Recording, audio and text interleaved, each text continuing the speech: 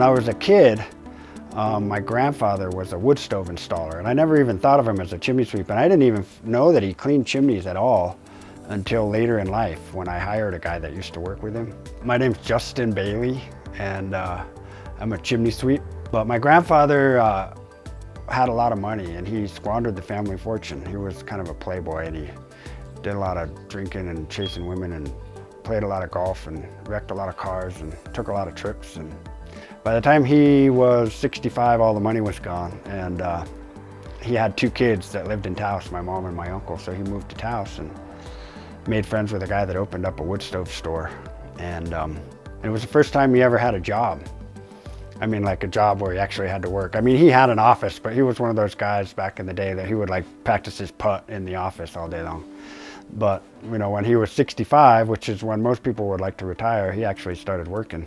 The funny thing is that he was happier after he started working than he ever had been when he had everything he wanted. You know, my nature is to get stuck in a rut, to find a nice, comfortable rut and just stay in it. That's the way I would actually prefer to do it if I had my way. But I try to get myself out of my comfort zone.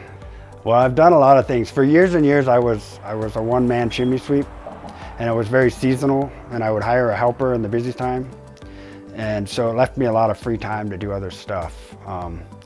So, you know, I've worked as a playwright in the schools, writing plays for disabled kids and general education kids together. And I've worked as a puppeteer, as a journalist. I used to have my own newspaper column. Well, I don't know if you'd call it work, but I did a lot of songwriting. I think I did get paid for like 2 of my gigs. And then I worked as a political organizer. For 3 years, I worked as a full-time political operative.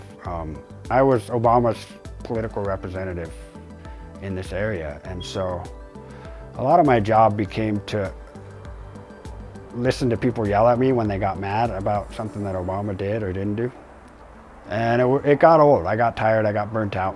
And I always had to spout the party line, and I started to miss the days when I made my own schedule and could say what I wanted and could think what I wanted and express myself freely. And so, you know, the 80-hour weeks kind of got to me, especially when it didn't seem like anything was happening, nothing was getting done. So my office was in Santa Fe at the time, and I realized that there was no certified chimney sweeps in Santa Fe at that time. So I started to think, well, maybe I'll open up my chimney business again. You start to realize, well, you know, if I can find the willingness to change myself a little bit, and then I can change my business, and then I can grow, and then my life can get better, and I can actually have more free time, even though my business is bigger and I make more money, and I'm providing jobs. So then it became when I changed everything about the business, everything. I went to some clinics and some workshops and got some consulting, and we changed everything. You know, a big part of,